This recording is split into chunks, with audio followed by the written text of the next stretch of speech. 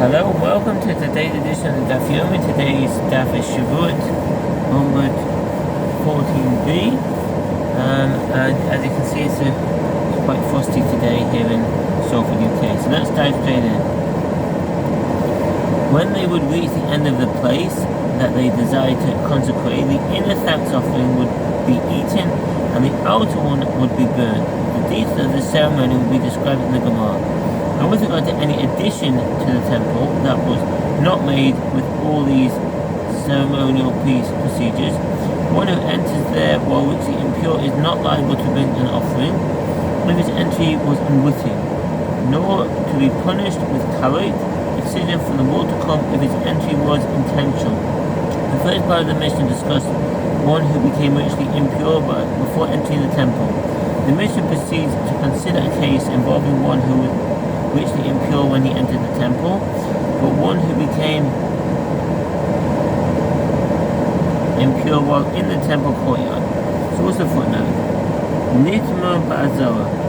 If one became impure while in the temple courtyard, and he knew that he was impure, and that he was standing in the temple courtyard, and then he forgot that he was impure, or that he was in the temple courtyard, or that he forgot both that he was impure and he was in the temple courtyard, and then later became aware of the matter or matters that he had forgotten, he is liable to bring a sliding scale offering.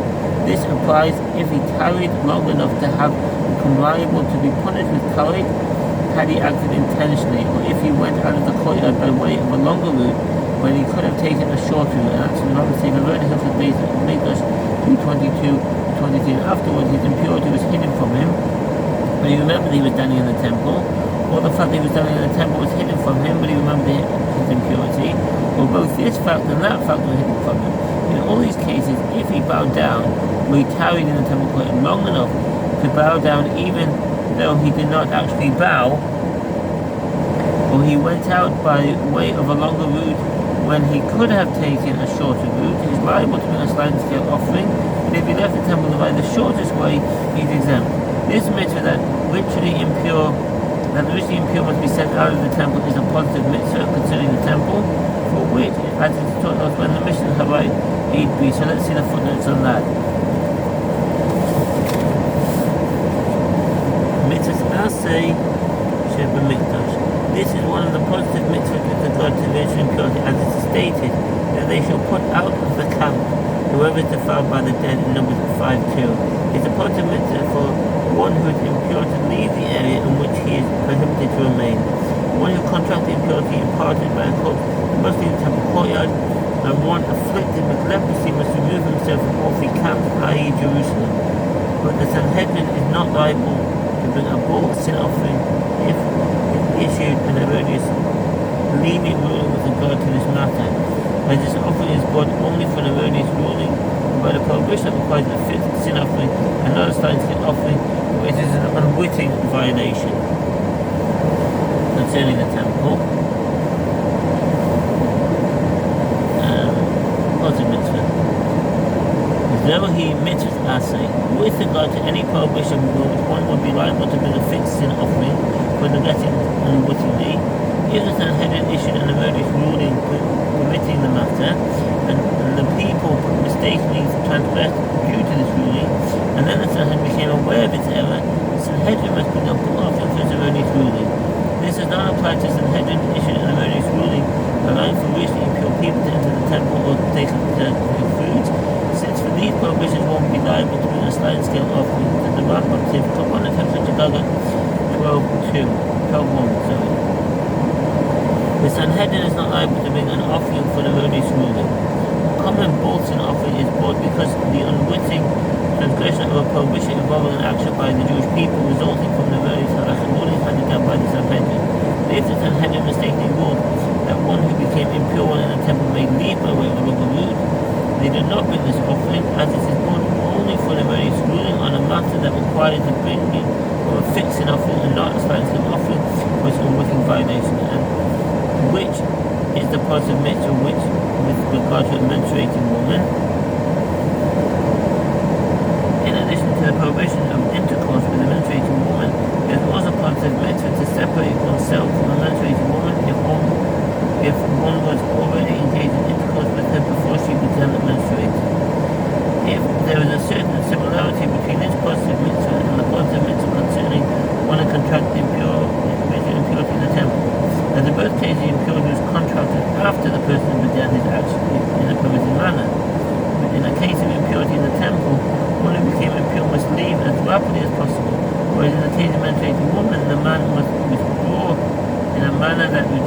pleasure as much as possible, which means that he must wait until his penis becomes flaccid before withdrawing.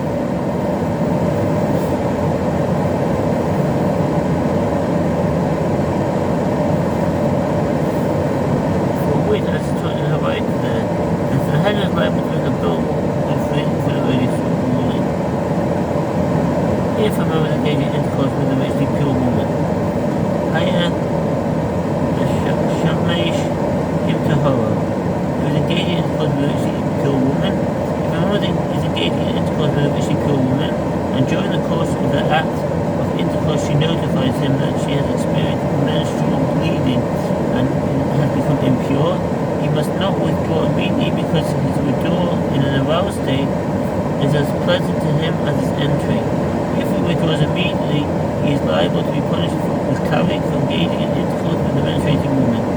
Rather, he must wait without moving until he loses his erection and then withdraw. The Ramah adds that he should be filled with fear and dread due to his transgression, and he should not try to rest upon her, but rather upon his hands and feet. If he unwittingly withdraws while still aroused, he should fast for 40 days, and that's in the Rambam saying for the Prophet. He should be for 11, 185 before. And during the course of the intercourse he experienced menstrual bleeding and said to him, I become impure. And unwittingly he immediately withdrew from her and did not wait until his penis became flaccid. He is liable to bring a sin off him from engaging in intercourse with a menstruating woman, because his withdrawal from her is as pleasant to him as his entry. If the Sanhedrin mistakenly ruled that one may withdraw immediately, they bring a bull offering for their erroneous ruling.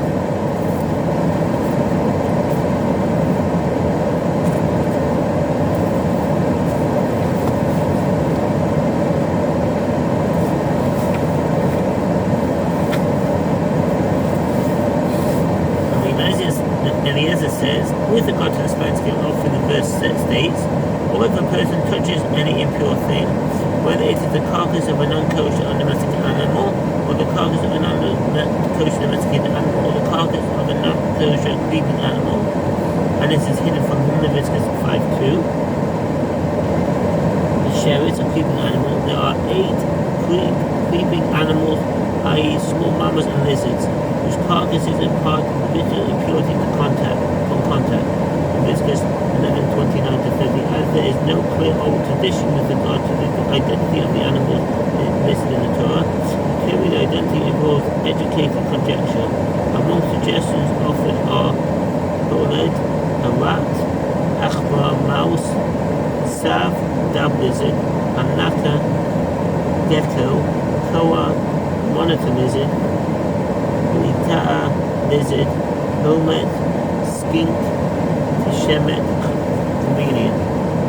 And a precise reading of the verse indicates that in a case where one has a lapse of awareness and he contracted rich impurity by touching a creeping animal, he is liable to bring a sliding scale offering, having defiled the temple or the sacrificial food, but he is not liable to bring such an offering in a case where he has a lapse of awareness that he is entering the temple or partaking of sacrificial foods. It's also footnote there. The inner chayiv shel ha'olam mikdash. He is not liable where he has a lapse of awareness that he is entering the temple. Tosfot cite Rabbeinu Tam, who maintains that according to Rabbi Eliezer and Rabbi Akiva, even though such a person is exempt from bringing a sliding scale offering, he never is liable to bring a fixed sin offering, just like anyone else who unwittingly transgresses a prohibition that is punishable by God and violates intentionally. Tosfot and others refute this opinion based on various sources, citing Rabbi Akiva Eiga on the Mishnah, claim that in such a case, one is not liable to bring any offering.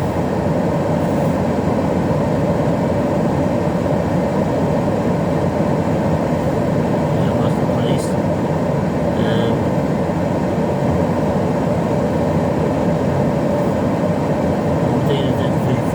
Similarly, Rabbi Akiva says, the verse states, and it is hidden from him, so that he is impure, in Leviticus 5:2, thereby teaching that in a case where one has a lapse of awareness he had contracted with impurity, is liable to recite the offering, but one is not liable to make such an offering in a case where he has lapse of awareness that he is entering the temple or taking sacrificial food. Rabbi Shmuel says, the verse states, and it is hidden from him in Leviticus 5:2, and it states, and it is hidden from him in Leviticus 5:3, twice, In order to render one liable to the landscape offering, both in the case where one has lapse of awareness that he has contracted the mission impurity, and in the case where one has lapse of awareness that he entered the temple. Gemara. The mission teaches that the halachot concerning awareness of mission impurity are two that are further subdivided to four. Rabbi Papa said to Abaye, are these actually two states of awareness that are subdivided into four? As the Mishnah lists them, as they seem to be two that are subdivided into six. Awareness of the impurity at the beginning and at the end, awareness of the sacrificial food at the beginning and at the end, awareness of the temple at the beginning and at the end. Abaye answered him, according to your reasoning, that you count all the various cases listed in the Mishnah, there are 8 states of awareness, as there is also awareness of the impurity in connection with the eating of the sacrificial food at the beginning and at the end, and awareness of the impurity in connection with entering the temple at the beginning and at the end. The Mishnah mentions awareness of impurity both in the first clause, which discusses partaking of sacrificial food, and in the second clause, which discusses entering the temple. Now, Pablo refused this. This is not difficult, as the state of which impurity carries one name in both cases. The person was aware that he had contracted the impurity, and then became hidden from him. And there is no reason to distinguish between impurity in connection with partaking of sacrificial food and impurity in connection with entering the temple. According to our Pablo's first question remains, in any case, there are 6 states of awareness. But Papa said in answer to his own question, actually there are 8 states of awareness. 2 of impurity in connection with partaking of sacrificial food, 2 of impurity in connection with entering the temple, 2 of awareness of the sacrificial food, and 2 of awareness of the temple, each pair having 1 awareness at the beginning and 1 at the end. For the first 4, the requirement that the unwitting sinner have awareness at the beginning according to Rabbi Akiva and those who agree with him is found only in connection with the impure prohibitions against entering the temple in a state of which impurity and against partaking of sacrificial food in a state of which impurity. But in all the cases, a prohibition that is punishable by Kari when violated intentionally is punishable intentionally, even if he knew nothing at the beginning and later found out he knew what he transgressed, is liable to bring an offering. States of awareness at the beginning not due to in themselves bringing an unwitting transgressor to liability to bring an offering, but if he does not reach an awareness at the end, he will not have known that he transgressed. Therefore the Tana does not count them, but the Tana does count the last 4 states of awareness, which brings the unwitting transgressor to the liability to bring an offering. And then, for those who say that Rav Papa said as follows, actually there are 8 states of awareness, and this is the first 4 states of awareness at the beginning, which are not found in the entire Torah that the Tana counts. In all the other instances where one is liable to bring an offering for an unwitting transgression, it is not necessary that there will be any awareness at the beginning, since there is a novel requirement. Since this is a novel requirement, the Tana counts these states as states of awareness. But the Tana does not count the last 4 states of awareness at the end, which are found also in the entire Torah, as the standard sin offering is brought when one is made aware after the fact that he has had transgressed. The Amoraim try to define the awareness of impurity mentioned in the Mishnah. Rav Papa raised a dilemma. If the halachot of impurity became hidden from him, if one is unaware of some of the halachot of which impurity, there is an unresolved uncertainty as to whether or not he is liable to bring an offering. An example of this type of awareness is a case where he touched a portion of the dead creeping animal the size of a lentil, and he knew the essential halacha that a dead creeping animal is impure, but he did not know the size that renders the person impure, and he forgot that he had touched the animal and he had entered the temple or partook of sacrificial food, and he subsequently remembered that he had touched a portion of the size of a lentil. The Rambam writes that he should not bring an offering lest he brings a non-consecrated animal into the temple courtyard. That's the Rambam Sefer Kabbalah Hilchos 11:2. What is halacha? Is he liable to bring a sliding scale offering in such a situation? I'm going to ask, what are the circumstances of the case under discussion? If we say that he did not know whether a creeping animal is impure or pure, or whether a frog is impure or pure, this is a topic that you could go and learn in a children's school. Zilkare Beirav. Most commentaries explain that a situation like this is not considered a case of a lack of awareness. Even if the person himself does not know this information at the time, the early commentaries disagree about the precise meaning of the expression and used here. Tosfot, the Ramban, and others explain in the sense of go and ask a child in his teacher's house. That is to say, since the matter can easily be clarified by any school child, it is not considered a case of a lack of awareness. The Ritva and others add it is a situation where one would have reason to actually go and ask, and not a case where he is mistakenly certain that he is not impure, or where he is totally unaware of the halachot of impurity. Tosfot explain that the Gemara here is in accordance with the opinion of Rabbi Yehuda Hanassi. The awareness that one gains in the house of its teacher is called awareness. Consequently, the expression used here should be understood as follows: he certainly learned this when he was a child in school, and this kind of awareness is considered awareness. As these matters are explicitly recorded in the Torah, they can never be considered hidden.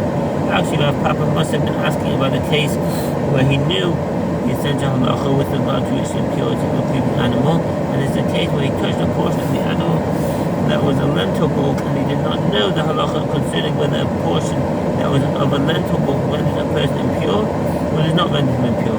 What is halacha in such a case? The Gemara explains two possibilities. First one say that since he knows generally that a creeping animal renders a person impure, it is awareness. Or perhaps one says that since he does not know whether a portion that was a lentil bulk renders a person impure, but does not render a person impure, it is considered hidden from him. The more comments to the dilemma shall stand unresolved. It shall stand unresolved. Various explanations have been offered with regard to the etymology of this term. Some suggest that the word is an abbreviated version of kiko, let it stand. Others propose that it is derived from the word tik, with case or pouch, just as one does not know the contents of a case from seeing the outside. The resolution of the question at hand is not known to us, as if it were hidden inside a case, something from the Oak. Although the not literal meaning, some interpret the term as an acrostic from the Hebrew phrase Tishbi, Yeteret, Kushot, Ayot, or the Tishbite, i.e. Elijah the prophet, who resolved questions and dilemmas for Yom Tov. This is a reference to the tradition that when Elijah returns to proclaim the coming of the Messiah, he will also reveal a solution to understanding halachic difficulties. Rabbi Yirmiyah raised a dilemma concerning the awareness of the temple. If a Babylonian or a resident of another country ascended in Baba Sha'ala, in a case where one who never saw the temple and did not know its location contracted its impurity, and he knew that he was impure, if he entered the temple but was unaware that it was a temple, and then later became aware of the impurity and that it was a temple, there is an unresolved uncertainty as to whether awareness that there is a temple in the world is considered awareness, or whether he is required to have known its location. Since this element is left unresolved in the Gemara, he may not bring an offering. Rambam Sefer Kabbalah here, Shabbat 11:2. And the state of the temple was hidden from him, so he already entered the temple in a state of which impurity was halacha. Is he liable to bring a slice of an offering to the temple as a fetch or not? The Gemara clarifies according to the opinion was this dilemma raised. If it was raised according to the opinion of Rabbi Akiva, who required that there be awareness at the beginning in order for one to be liable to bring an offering, that is difficult, as Rabbi Akiva did not deem one liable when he had a lapse of awareness that he was entering the temple. And if the dilemma was raised according to the opinion of Rabbi Shmuel, who deemed one liable when he had a lapse of awareness when he was entering the temple, this is difficult, as Rabbi Shmuel does not require there to be awareness at the beginning. According to tonight, the dilemma is not relevant. The Gemara explains, no, it is necessary to raise the dilemma only according to the opinion of Rabbi Yehuda Hanassi, who requires awareness at the beginning and also deemed one liable when one had a lapse of awareness when he entered the temple. And he also says that awareness that one gains in the house of his teacher is called awareness. And what is a halach in such a case? The Gemara explains the two possibilities. Those ones say that since he knows that there is a temple someplace in the world, it is awareness. Or perhaps one says that since he does not know the precise location of the temple, he considers hidden from him. The Gemara comments, this dilemma should stand unresolved. Take him.